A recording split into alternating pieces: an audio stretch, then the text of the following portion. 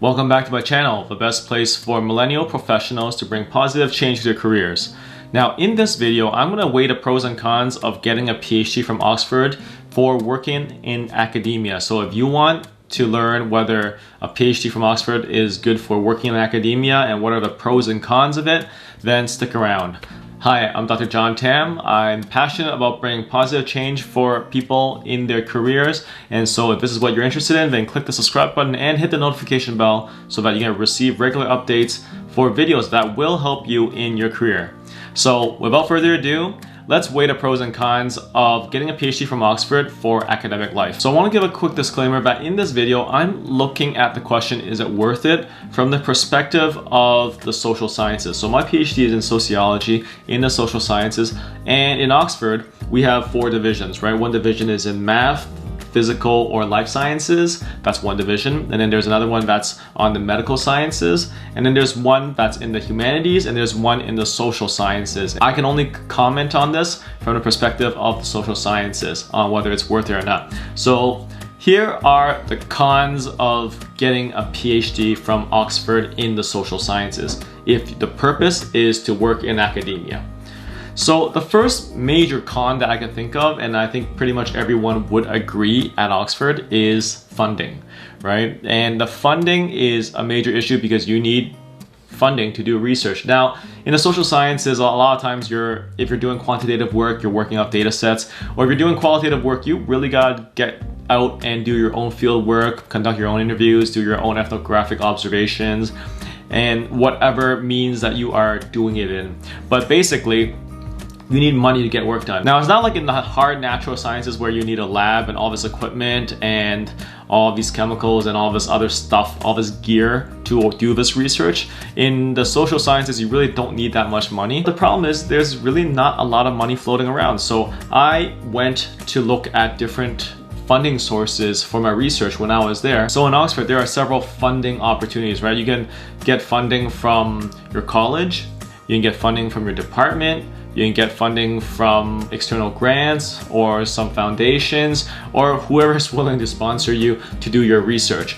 But basically, from my experience, is that when I went to college, there's really not much funding at my college other than going to a conference where they pay, several £100s, or there may be a travel one, or there may be a hardship one, right? But these funding sources are, the conference ones and the travel ones are fairly easy to get, but they're not exactly large sums of money either. But in terms of the travel ones, that's useful, but at the end of the day, you only travel once, right?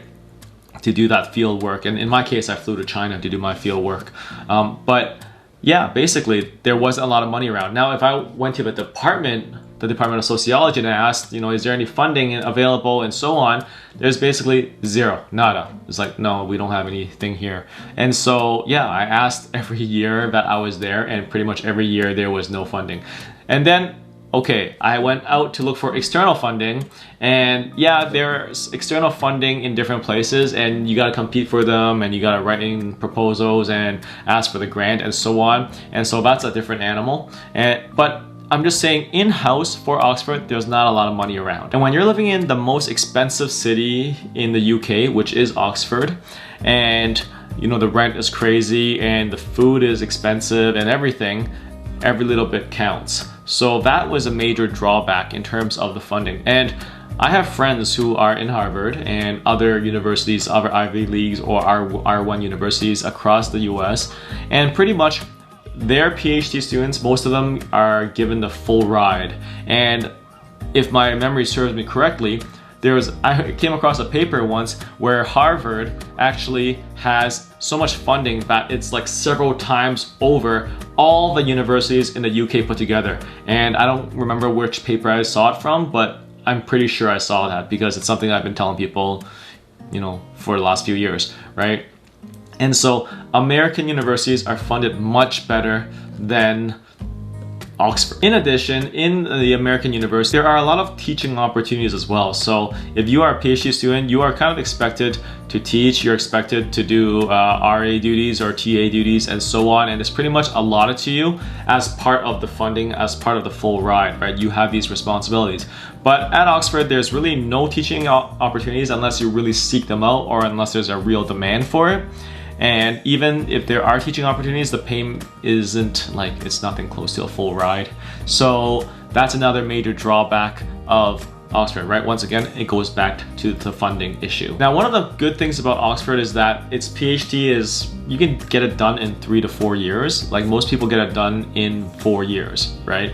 And what happens during that time is that it's much shorter than, you know, getting a PhD in the US. In the US, a PhD may take 6 to 9 years on average, but in the UK, you can get 3 to 4 years and you'll be fine, like for the social sciences. Afterwards, there is usually a postdoc or two for you to catch up on your publication so that you can actually be competitive in the academic market.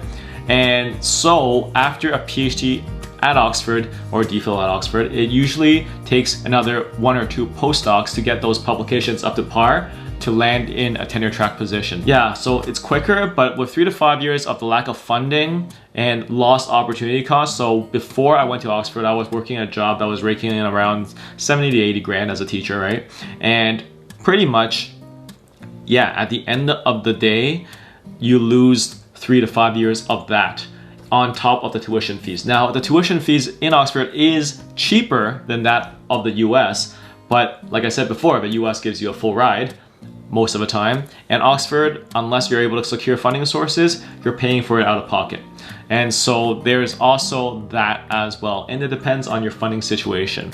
But if you're just paying for the degree, if you're just talking about paying out of pocket and the amount of years, Oxford definitely is better than the US in terms of that. But in most cases, the US offers a full ride. Another con of getting your PhD at Oxford is that you can fail, like you really can fail. So in the social sciences, there's 3 major hurdles that we have to do. Number 1 is what we call the transfer of status. And the transfer of status or status, it really is basically your proposal. When you submit your application for Oxford, you're supposed to submit pretty much a proposal for research. In the US, first you take coursework and then you do your comps, and then you submit a proposal to execute upon, right? And that is like the first few years. And that's why Oxford is shorter in terms of its PhD process, because you are expected to go straight to the research. And, you know, talking to other professors out there and people who are in the field, it's pretty normal actually for people who get their PhD in the UK to have some literature gaps compared to those who get their PhD in the US. And that's just the way it is, right? Because they spend less time on the coursework and it's less, you know, well-rounded. But if you know what you're doing, you go straight in and you can pretty much wrap up your PhD much faster. So I have friends who went in the same cohort as me and they wrapped it up in 3 to 4 years. For me, it took 5 to 6 years. I had to do a lot of field work and I actually failed some of those tests before, right? Transfer status is essentially, like I said, it's the proposal. The confirmation of status is basically showing 2 chapters of what you've done. After you pass your proposal and you go and do field work and you go do your research and then you come back and then you write 2 chapters of stuff that you've put together and just making sure that you're on track. And then afterwards, you move on to the final, the viva voce, which is basically the defense, right? And at each of those stages, you can fail. So in my case, I failed at the transfer of status once. And then I also failed in the confirmation of status. Like I didn't fail, but I had to rewrite it, I had to redo it. And pretty much if you want to redo it, you have to like spend another term or 2 just to do it, right? And to be honest, I deserve, like in retrospect, I deserve to not pass, and there were so many things that I could have improved on, and they were right. A lot of the criticisms were very much on point, and yeah, and that's just part of the process. Now in the US, when I talk to my US peers who get their PhD from wherever, it's pretty much like, yeah, it's after they do the field work, they just go on to writing, and then it's defense, and most of the time the defense is a rubber stamp process, because like, that's just the way it is in the US, apparently. And I actually haven't heard of anybody who failed in the US defense. It's kind of like a celebration at the same time. Everyone who comes in to assess you are pretty much on the panel and like they're on board with your PhD already. But in the UK, what's different is that you have an internal assessor and you have an external assessor. The internal is basically someone in your department that's not your supervisor, that has no relationship with you, and they look at it with their fresh eyes, right? And the external is basically someone from another university who you invite over, and it has to be in the UK because, you know, Oxford doesn't want to pay for people flying first class over. In Oxford, for the Viva, there's an internal and there's an external, and you can actually fail. And so in my case, for my Viva, I actually had to do major revisions, right? So there were some things, some theoretical framework stuff that I had to adjust and change. And once again, it made it better. So every process, if you don't put in the work and make sure it's good, you can fail. But in the US, it's not exactly the case. Another major con, but it can also be a pro in Oxford, is that you are alone a lot. Like when you are in the US, when I look at my friends who are getting their PhDs in the US, and they basically go to conferences with the supervisors, they hang out, they're like Facebook friends, and you know, they're tight and everything. But in the UK, it's like what you research can literally have nothing to do with your supervisor. Like they might have a similar field. So my supervisor did work on China. I did work on China. But other than that, like the overlap is not that much. Now, it's good in a sense that you have a lot of room for independent thought, and your ideas can really ruminate and you can really explore those ideas because there's not a lot of preconceived notions and you don't have to fit in their framework.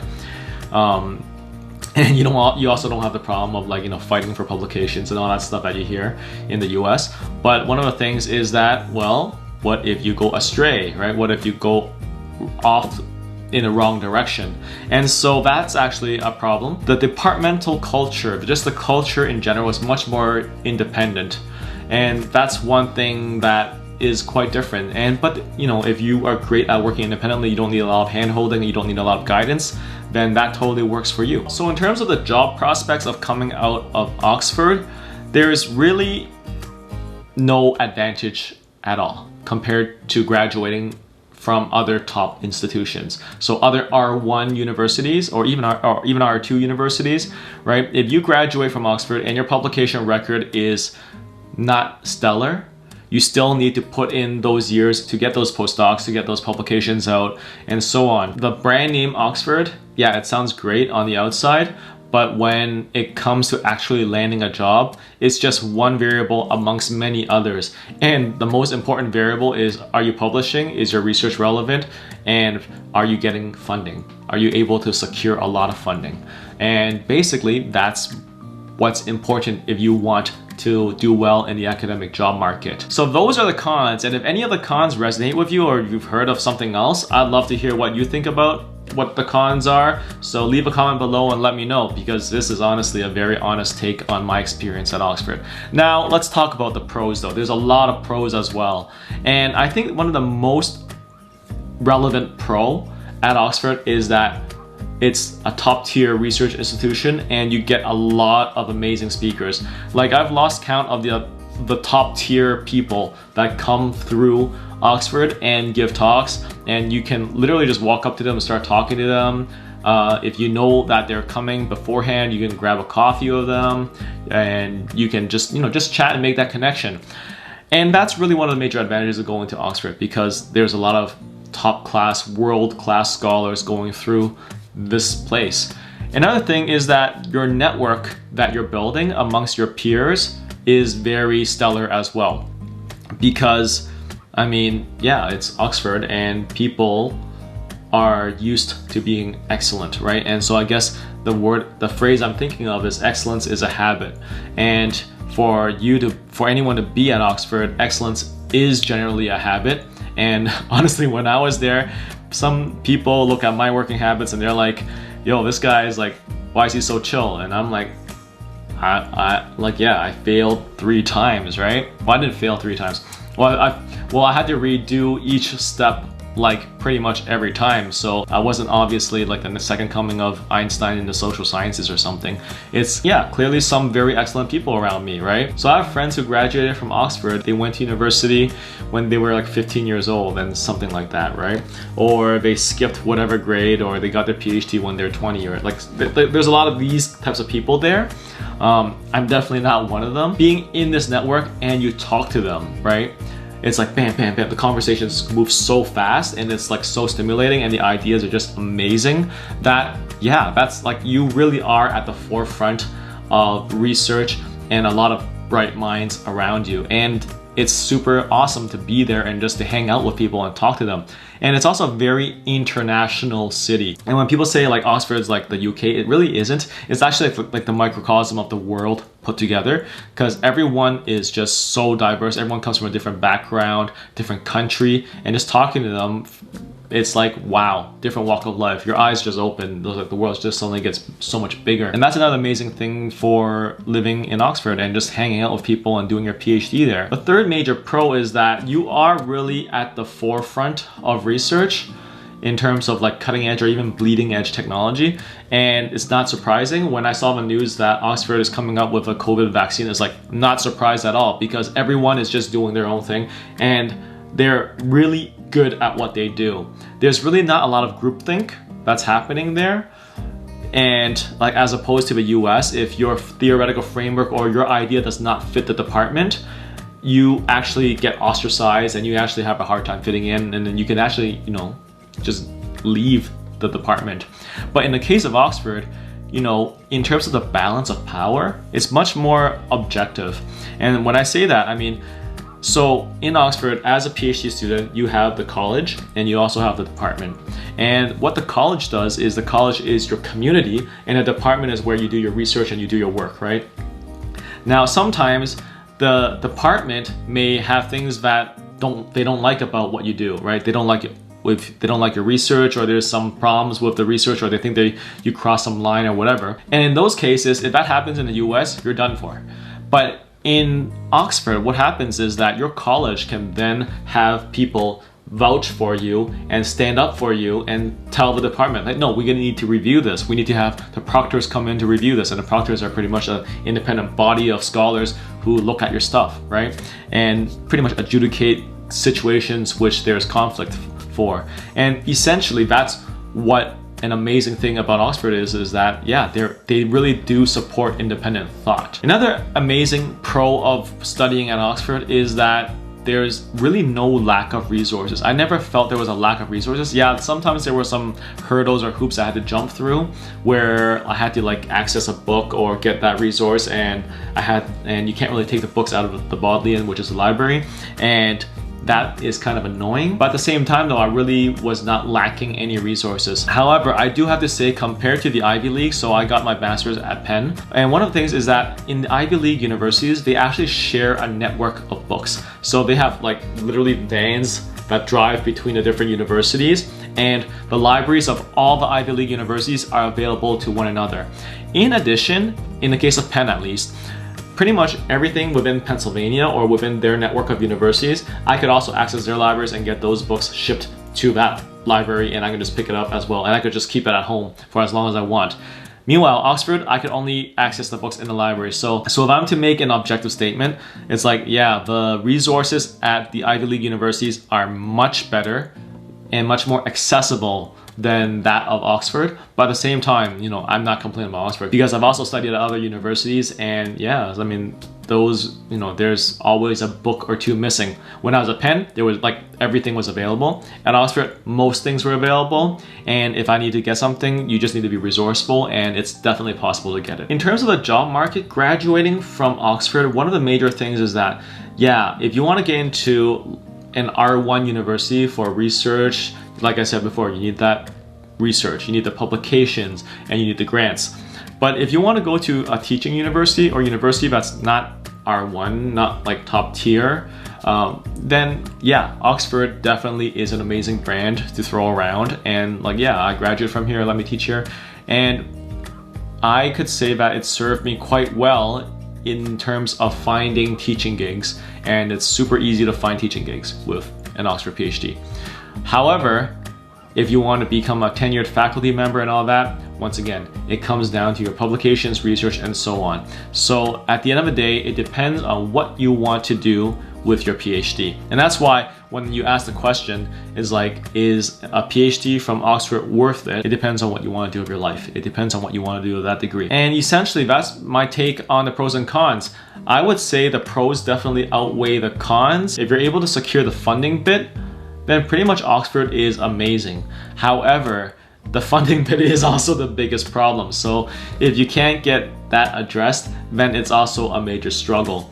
Bottom line is, it's a once-in-a-lifetime opportunity to study in such an amazing institution, to be around such amazing people, see such amazing research, understand the importance of independent thought, and just have all of these resources available to you. And it's such a microcosm of the world in such a small place. It really is amazing. And I have absolutely no regrets of getting my PhD at Oxford. The only regret really is the financial bit in terms of the funding, lost opportunity costs of not being able to work for those few years. And so being in Oxford with wife and 3 kids with funding problems, that was probably the greatest source of stress the whole time. Oh, and of course, every time I was bounced back for the transfer, confirmation, or Viva, all of that was stressful as well. But in the end, it made my work better, and it made me much more sharper in my analysis, and for that, I'm forever grateful. And that's basically my analysis for getting your PhD at Oxford for an academic career. However, I also have a foot in the corporate world, and so in my next video, I'm going to talk about, hey, how about an Oxford PhD in the social sciences for the corporate world? Is it worth it? And so if you're interested in that, click the subscribe button and hit the notification bell so that you can receive notifications when it's out. And of course, if you like this video, click the like button and also share it with people who may be interested in this topic. See you next video.